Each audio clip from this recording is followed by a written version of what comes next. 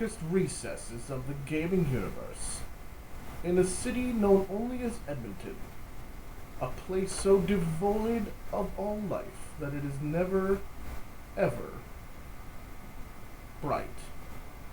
It mildly resembles Scotland. That's it.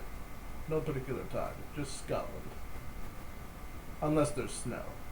No, it's still Scotland. Anyway, emerging from a toporic hibernation, a gamer known only as Jared has once again re-emerged to submit videos to the great and powerful entity that is YouTube on his channel, The Raging Demons RPG. I now ask the children and those with faint hearts or easily nauseated stomachs look away from the screen as you are about to see a man who has hibernated beneath a glacier known only as life.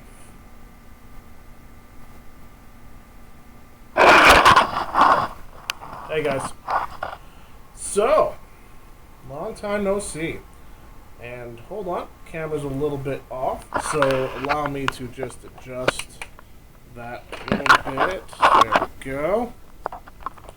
Perfection. Alright. Near perfection. Perfect. Alright. Now, I know it's been a long time, and I'm sorry. But, yeah, as you can see, let's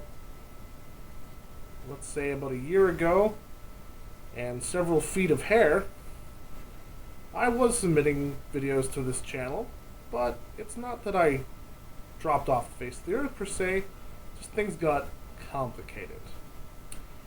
By complicated, I mean, well, after 5 years of dedicated service to a security company that was my full-time job, that supplemented my freelance writing work, they decided, without little provocation, to, well, have me, well, changed out, like a pair of socks. And in most cases, I would think, well, I might have done something to warrant that. However, this was not the case, ladies and gentlemen, because the reasoning behind it was basically too much customer service. And on top of that, I had just, out of the kindness of my heart, helped the marketing department of the corporation that I protected secure a hefty contract to secure the print rights to the Star Wars exhibit. And I mean the one where it's the identities. A few of the posters right behind us here. Apparently, it's a sign from the universe that your life is about to change is when you are asked if it'd be alright to show up to work in your Wookiee outfit. So just pay that in mind. Not going to get into the details, but things took a bit of an awkward turn, and then basically my company was not really doing their end to get me a new gig. So after 5 weeks and a lot of headache, not to mention after I had written an 80-page manual on how to do the entire job, because I'm a writer, and they knew how to abuse that. Yeah, it was Dunsville. I had no choice but to resign and kind of go out on my own, which is fine because my fiance decided to tell me, well, maybe that gig really isn't for you. You're still writing, which is really the main thing, but if you want to make up the other bills, why don't you go into voice acting? And that's when it starts getting even more weird. So yeah, I said, okay, fine. Voice acting sounds like a great thing. I never would have thought of it myself.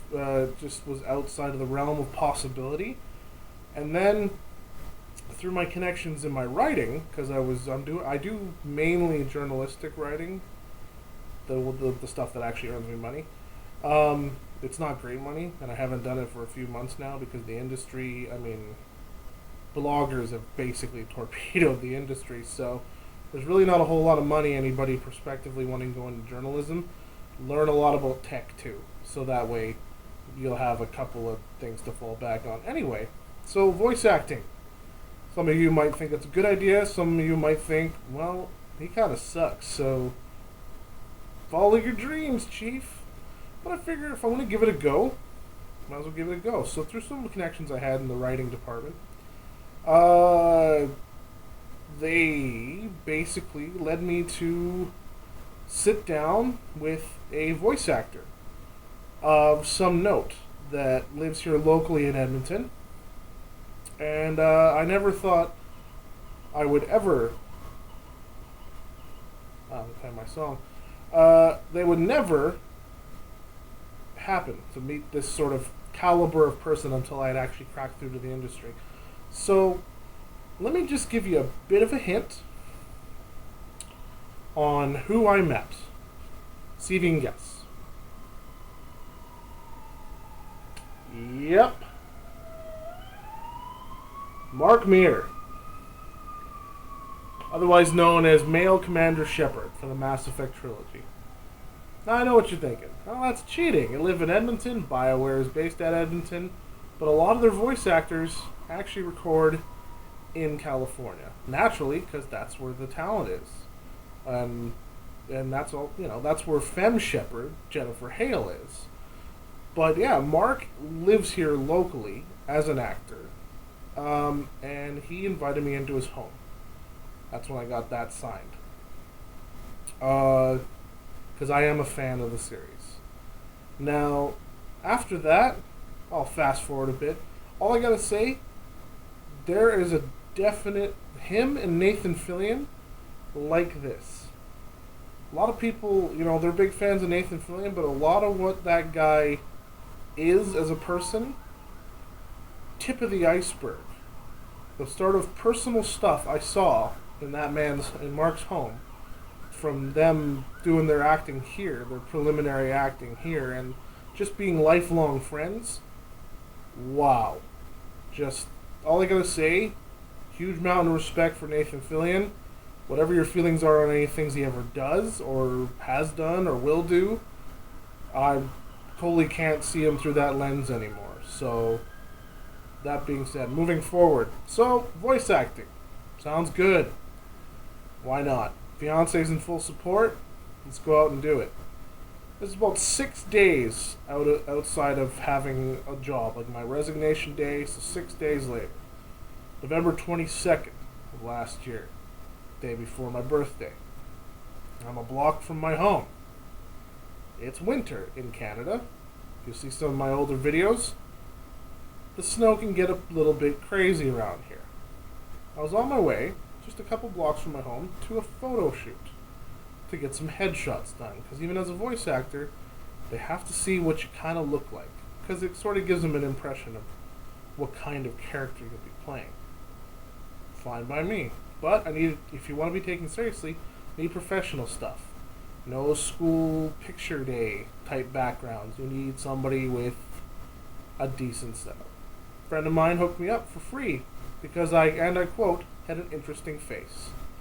So, anyway, I get about a block from my home, and my right ankle, decided to do this on a patch of ice before I fell backwards, flat onto my back, and a sound I can only describe as bubble wrap being twisted came out of my leg.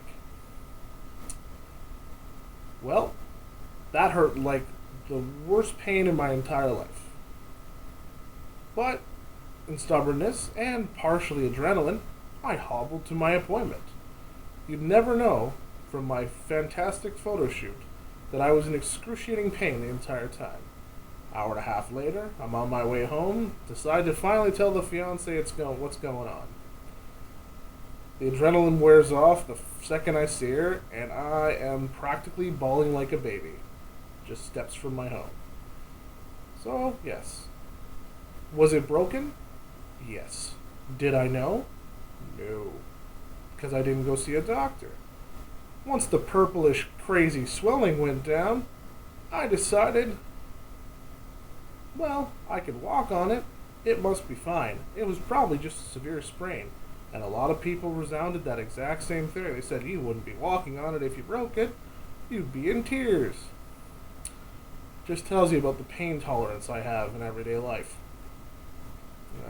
So, month gets to January, still not quite feeling fine in the ankle department. When it got checked out, it's broken. To this day, it still is minorly broken. I had to wear an air cast, and it was just not a delightful turn of events. Now, if you think I'm painting a picture of dreary, kind of negative, dark clouds hanging over my head, don't think of it that way. Now, have I had the best 6 months? Maybe not. But the long hair, if some of you recall, was to be grown out for my wedding, which occurred April 23rd of this past year. So I'm happily married, and it was a medieval wedding, thus the hair. So after a day in armor with a giant sword strapped to my back, and a good 5 bottles of mead getting taken care of by the head table alone, things are going good. Yeah, my foot's still broken. I haven't submitted any videos because I was just so busy dealing with all this crap. And if you ever planned a wedding, if you actually want to be involved like a guy and not pay for a wedding planner, which are really overpriced. I mean, if you have a way to do it yourself, please do. Unless, of course, you've got a bridezilla on your hands. In other words, sick that poor administrative assistant on them with her binders, because you don't want to have any part of that.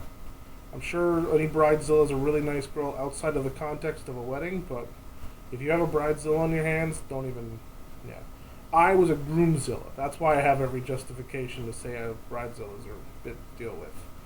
But I'll put it to you this way. I just about hopped a flight to Quebec to go put my foot through somebody who wasn't getting me my sword on time. So, just to kind of set the tone there. I was going to harm somebody for a weapon. Probably with a weapon. Might have used the sword that he tried to give me. Anyway, I digress. Well, okay, so we're all caught up to the wedding. Wedding is all over. I'm still writing a little bit freelance, but as I said, there's not a lot. The job prospects were not going very well. Here in Canada, we have a thing called employment insurance. I was dealing with that. And they had me in something basically equivalent to limbo. Basically, I was recovered enough to no longer be considered on medical employment insurance, but not recovered enough to be given a full bill of health so I can get a standard claim started. Where does that leave me? To this day, still unable to file for full employment insurance. So bear this in mind. If you lose your job and you pay into the system, please use those resources.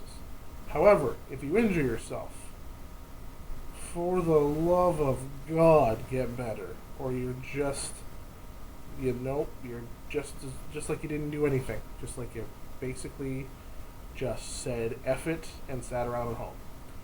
And that's kind of what I had to do as part of the recovery and building up to the wedding. But, like I said, this isn't a dreary tale. It's a good one.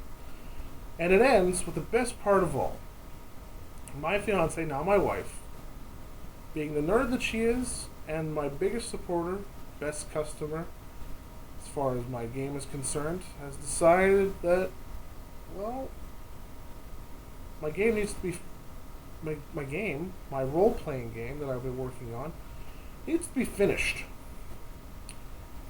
And she's not happy with the level of doneness that it was at, because I kept putting it on the back burner, because life and work and all these things get in your way. And so that is what I'm doing. Right now, for the next few months, I'm at home working on my tabletop role-playing game. Now, The art side of it isn't actually done because I have one artist, and due to the contract I have with him, I cannot get another artist to come on board to help out with the workload.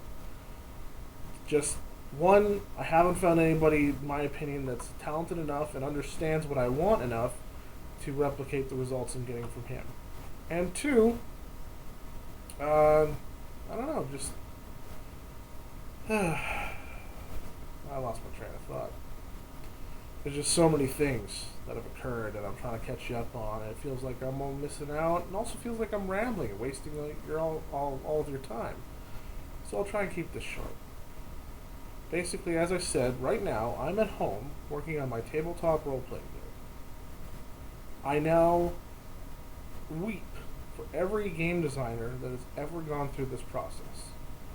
It's a lot of fun, but the minutia of it all can be a little bit much. I will never, ever, ever skim through a skills list ever again. Because in what I've had to do just with half of the skills in my own game, I have a whole new appreciation for the amount of work that goes in. So, just to surmise, long hair is because of a medieval wedding. I've decided to keep it because I'm a metalhead, and I spent $200 to get it somewhat relaxed and straightened. So, guys usually don't spend that much money on their hair. I'm going to let it ride for a few months throughout the summer. If it becomes too much, I might go right down to my skull, just like you're all familiar with. I'm no longer a rent-a-cop, but I'm still a writer. And you know what? If anybody has any need for one, I'm extremely cheap, and I'm very familiar with this genre. So, keep that in mind. Although, also keep in mind, working on my game. So, let's say my loyalties are somewhat split. Also, if you're going to hire me on, make sure we get something in writing. That's for my protection, that's for yours. Because you don't want me ripping off any of your choice ideas. Not like I would, but you see how you have to protect yourself? I had to do the same thing with my artist. And I trust that guy with, my firstborn infant and a loaded revolver and an 8-ball of cocaine. Not saying that's his thing, but I would trust him alone in a room for 3 days with those combination of things. Just saying. And lastly, voice acting. I'm interested in cracking through. I'm still pursuing that, though it's very hard for me to get into the acting courses that Mark Mir had recommended because of my broken foot. So I've had to do a lot of just sitting and waiting and sort of making sure that I hone my craft, that I speak good and openly and use your diaphragm and all that stuff. Because we all love games, and I love them just as much as anybody else. No comparison. And the thing that I love the most about it is being able to use your imagination, and what that's manifested for me in is characters. And I can't go one day without something having a backstory come up and a character emerge out of my head for the most innocuous, inane thing. Today I did a run-on skit because I did a run-on skit under the voice of an agent of a out-of-work actor I haven't seen since the 80s. I figured this guy's got to be desperate for money, and he's probably got one of those sleazy agents, and I did the voice and the thing. I'm not going to get into it, but it has to come out of me. So I'm surprised it took the fiance to recommend the voice acting, but that's also part of it. Right now, main focus is on my book. I appreciate all the support, and I really have enjoyed a lot of your those subscribers and viewers that have channels of your own, I really do enjoy the videos I've been scanning through in my hiatus because it sort of keeps me involved. It keeps me engaged in the group. It's good. It's a good time. Anyway, so just approaching the 20-minute mark here, and I feel like I've taken enough of your time just to catch up. It's been sweet. It's been nice, and we'll sit down to chat really soon. And just because I haven't heard it in a while, and you know you want me to say it, keep those dice rolling. Catch you later.